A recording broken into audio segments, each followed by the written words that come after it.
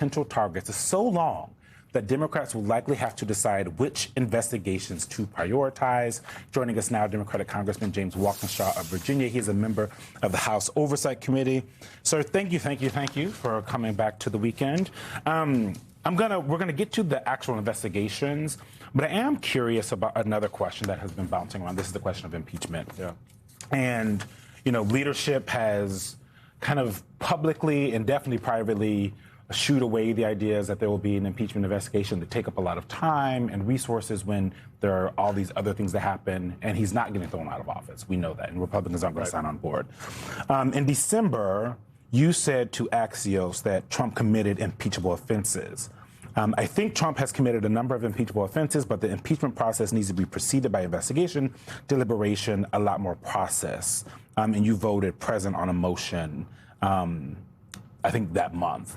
Do you still, if President Trump has committed impeachable offenses, do you think you guys should do something with that and do an investigation? In my view, it is inevitable. The scope and scale of the corruption and abuse, the illegal war in Iran are such that I don't know that it can be avoided. It is not a top or first week or first month or first quarter priority. It's not something that Democrats are spending a lot of time thinking about right now. And because on day one, if we're given the opportunity to lead in Congress, we got to put bills on the president's desk that bring down the cost of living for the American people. That will be the first focus.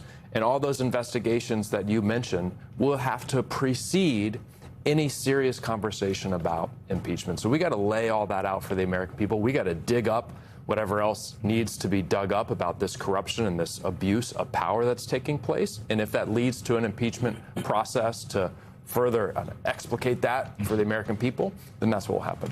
Congressman, I want to get your reaction to some breaking news that we woke up to this morning from the New York Times, Maggie Haberman and Andy Carney, that Leader Jeffries and Jared Kushner met privately, I believe either over the weekend or last week. And the meeting was to discuss potential areas of common ground. This was according to 5 people with knowledge of the meeting. And its timing underscored that those around Mr. Trump were well aware of the likelihood of a Democratic-led House and trying to foster as much of a working relationship as possible before any change. What's your reaction to Leader Jeffries taking a meeting with Jared Kushner? And do you think that a meeting around trying to work together is the message that Democrats should be taking into the November midterms, that they're going to try to work with this administration if you all do take back the majority? So Jared Kushner does not work for the administration, just to throw that out there. Although in all practical senses, he technically doesn't work for them, but he is leading some of Donald Trump's top initiatives right now. Well, I think undoubtedly Jared Kushner will be a subject of Democratic investigations. While he is making huge investment deals in the Middle East, he is the president's Middle East envoy. Blatant conflict of interest. I think that meeting highlights the situation that we're in, where you might be investigating somebody one day, and then if the Trump administration is willing to work with us to bring down costs for the American people, we can partner with them to do that. The reality, I think, is Donald Trump's not interested in that. We saw that with the Road to Housing Act that will bring down housing costs. He couldn't even bring himself to pick up the pen to sign the bill. That's how little he cared. So I'm not optimistic that President Trump and his administration will want to do that. If they want to do that, great, let's do it. So you don't take the meeting as a sign that Democrats are going to use kitty gloves on Jared Kushner? Absolutely not. I promise you we will not use kitty gloves on Jared Kushner or anyone else involved in the corruption. As the New York Times story points out, during the recent meeting, the pair discussed housing, immigration, and the high cost of living as potential areas of common ground. And then it says in the next paragraph, the likelihood of any compromises between the White House and Democrats on those issues seems remote. Again, Jared Kushner does not work on those issues. So I still am a little confused about him meeting with Kushner about those issues when that is not what Jared Kushner works on, but I digress. But as the story points out, they had a mutual friend who put them together, and they have been in contact since the first Trump term when they worked on a criminal justice bill during that first term. But anyway, speaking of conflicts of interest, Congressman, the Attorney General of the United States has been undertaking some activities unlike any of his 80-something other predecessors. Let me read this. The Des Moines Register. Why Attorney General Todd Blanche was grilling meat at Iowa State Fair.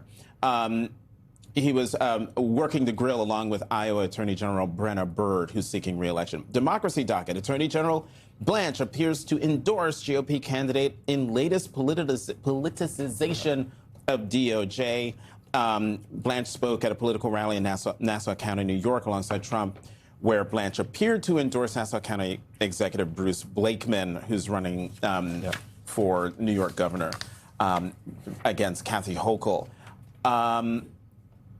As a member of the House Oversight Committee, is there anything a functioning House Oversight Committee could do to hold the Attorney General, if not accountable, at least have him come up and explain himself? Absolutely, and we're battling for this right now to get him to explain himself on the Epstein files. And this politicization of the Justice Department is very serious, and it's hurting the American people. I have a constituent who got arrested for picking litter out of the reflecting pool because they wanted to protect Trump's ego around that disastrous project. I have constituents who have had guns in their face by ICE. The Justice Department does nothing. You don't want your law enforcement officials to be partisan and political, right? Most Americans don't want their local police officers or local sheriffs to be partisan and political. They serve the people and enforce the law. Todd Blanche seems to believe that he serves Donald Trump and MAGA, not the American people. You are, well, unless you're going to run.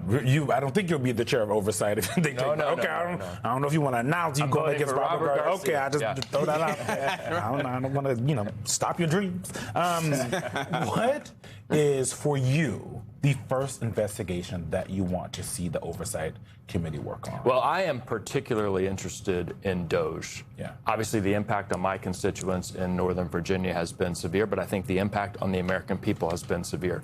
And this doesn't get a lot of attention. DOGE accessed the Social Security database with everyone's Social Security number and personal information. They removed it from a secure location and transferred it to a political organization.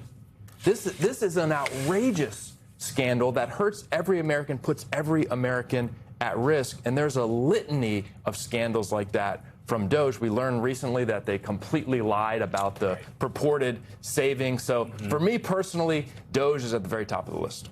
Which is why I was calling it dodgy. Yeah, that's good. In the early days. Feel free to take Congressman James Walkinshaw, thank you very much for coming to the weekend when we